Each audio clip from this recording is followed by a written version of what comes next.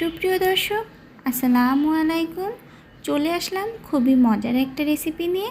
আর আজকের রেসিপি হলো শোল মাছের কালিয়া।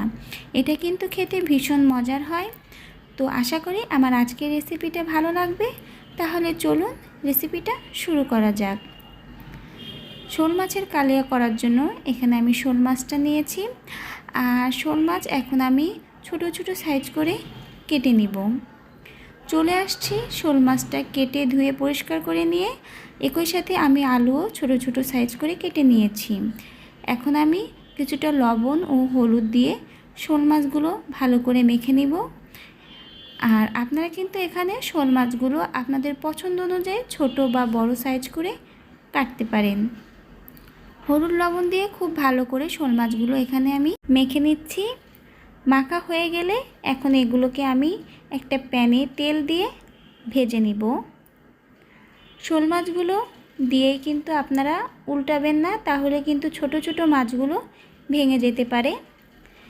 যখন একটা সাইড ভাজা হয়ে যাবে তখন আলতোভাবে অন্য সাইডটা উল্টিয়ে ভালো করে ভেজে নেবেন। খুব বেশি ভাজবেন না, তাহলে কিন্তু মাছগুলো শক্ত হয়ে গেলে খেতে আর ভালো লাগবে না। মাছগুলো তুলে নিয়ে আমি একই প্যানে আবারও আলুগুলো ভেজে নিচ্ছি। আলুগুলো আপনারা মোটামুটি মিডিয়াম করেই ভেজে নেবেন। আলুগুলো ভাজা হয়ে গেলে তুলে নিচ্ছি। এখন আমি কড়াইতে পরিমাণ মতো তেল গরম করে নিয়ে প্রথমে দিয়েছি পেঁয়াজ কুচি। আর পেঁয়াজ কুচির সাথে আমি এখানে দুটো তেজপাতা দেব। তেজপাতা আর পেঁয়াজ কুচিটা আমি খুব ভালো করে বাদামি করে ভেজে নিব। ভাজা হয়ে গেলে এর ভিতরে দিয়ে দিব রসুন ও আদার পেস্ট। আর এখন আমি খুব ভালো করে মশলাগুলোকে ভেজে নিব। যত ভালো ভাজা হবে দেখবেন মশলা থেকে আর কোনোরূপ গন্ধ আসছে না।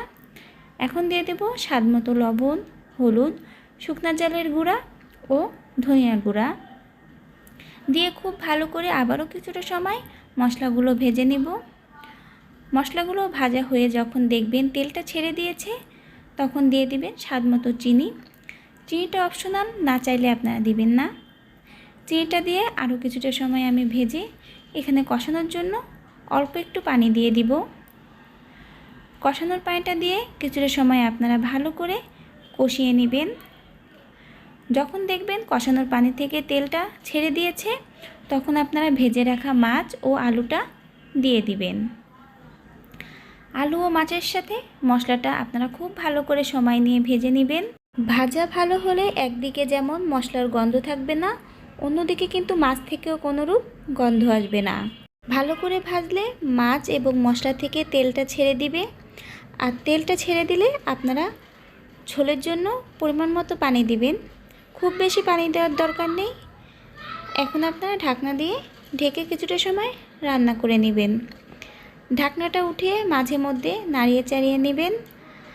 আর স্বাদ অনুযায়ী আপনারা এখানে ঝাল ও লবণটা চেক করে নেবেন। কিছুটা সময় আবারও রান্না করে নেবেন। আর এখানে আলুটা সেদ্ধ হয়েছে কিনা সেটা একটু চেক করে নেবেন। তো আমার আলুটা সেদ্ধ হয়ে গেছে। এখন আমি কিছুটা ভাজা জিরা গুঁড়ো করে দিয়ে দিব। জিরা গুঁড়া দিলে কিন্তু খুব সুন্দর একটা ফ্লেভার আসবে। আর এই মাছের কালিয়াটা খেতেও কিন্তু ভীষণ মজার হবে। যারা এই ধরনের মাছের কালিয়া খেতে পছন্দ করেন, আশা করি আমার রেসিপিটা ভালো লাগলে অবশ্যই বাসায় একবার ট্রাই করে দেখবেন। মাছের এই কালিয়ায় খুব বেশি ঝোল রাখলে কিন্তু খেতে ভালো লাগবে না। তো আপনারা কিন্তু পছন্দ অনুযায়ী ঝোলটা রাখবেন। আমি খুব বেশি ঝোল রাখবো না, খুবই অল্প অল্পই ঝোল রাখবো। তো আমার কালিয়াটা রেডি হয়ে গেছে, এখন আমি নামিয়ে নিচ্ছি।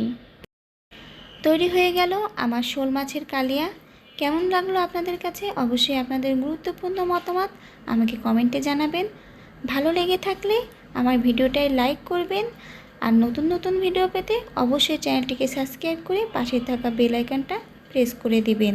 তাহলে অবশ্যই আমার নিত্য নতুন ভিডিও আপনাদের কাছে পৌঁছে যাবে। আজকের ভিডিওটা আমি এখানেই শেষ করব। সুস্থ থাকবেন, ভালো থাকবেন। আল্লাহ হাফেজ। আসসালামু আলাইকুম।